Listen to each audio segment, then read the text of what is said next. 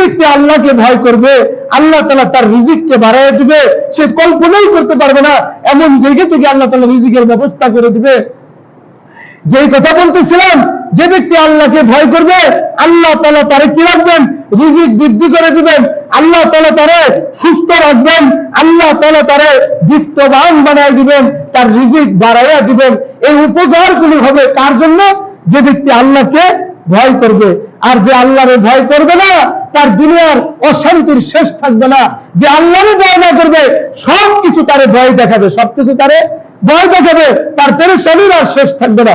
পবিত্র কুরআনের সূরা তালাকের 2 থেকে 3 নম্বর আয়াতে আল্লাহ তাআলা বলেন, বিসমিল্লাহির রহমানির রহিম, ওয়া মান ইয়াত্তাকিল্লাহা ইয়াজআল লাহু মাখরাজা।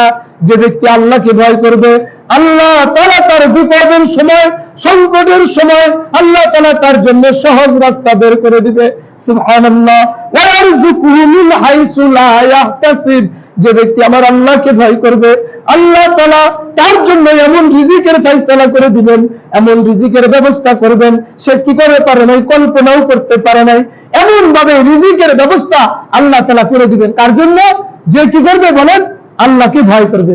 আল্লাহ তাআলা আমাদের সকলকে আল্লাহকে যেভাবে ভয় করা দরকার সেইভাবে ভয় করে দুনিয়ায় শান্তি, আখিরাতে জাহান্নাম থেকে মুক্তি পেয়ে জান্নাতি হওয়ার তৌফিক দান করেন। সকলে বলেন আমিন। যারা কবলাল সুন্নাত করেন নাই করে নেন।